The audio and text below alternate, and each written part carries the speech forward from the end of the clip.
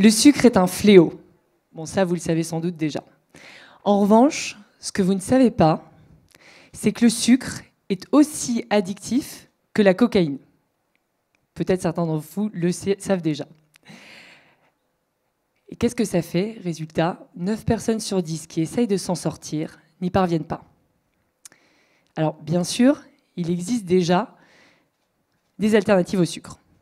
Il existe des alternatives artificielles qui sont aujourd'hui hautement controversées, comme par exemple l'aspartame qui a été démontré être cancérigène, donc pire que le sucre normal. Et il existe les alternatives naturelles, mais elles sont quand même ultra transformées. Et surtout, le vrai problème, c'est le goût. Et on le sait très bien aujourd'hui dans l'agroalimentaire, si le goût n'est pas au rendez-vous, personne n'achète. Heureusement, il existe le yacon.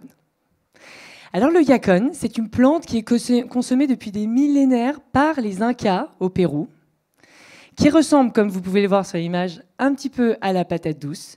Et quand on extrait son jus et qu'on le concentre, ça donne un sirop qui a un goût très sucré, mais sans les méfaits du sucre. Alors s'il y a des scientifiques dans la salle, la raison pour laquelle ce sucre n'est pas malsain, c'est qu'il est très riche en fibres, très pauvre en sucre simple, et il a un indice glycémique de 1, c'est-à-dire qu'il n'élève pas la glycémie, contrairement au sucre de canne qui a un indice glycémique de 70 pour rappel.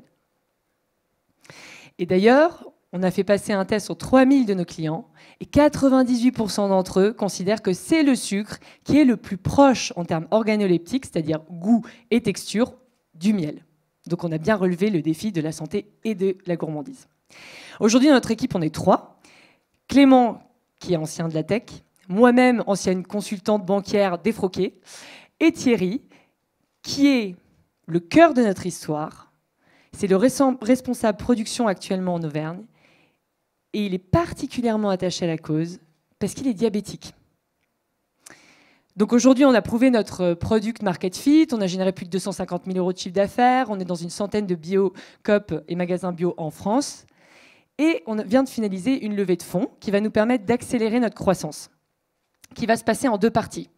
La première, très importante aujourd'hui surtout, d'en parler, notre impact carbone. Cette plante vient du Pérou. Donc nous, on crée la première filière française de yacon, autant sur l'agriculture que sur la transformation, en sucre sans sucre. Et la seconde, stratégiquement, on va s'infiltrer chez les industriels. L'idée, c'est de leur vendre notre sirop de yacon pour qu'ils les mettent dans leur préparation sans sucre à base de yacon. Et on est déjà en discussion assez avancée avec Valrhona et notamment Equibio qui ont fait des tests très prometteurs sur des biscuits.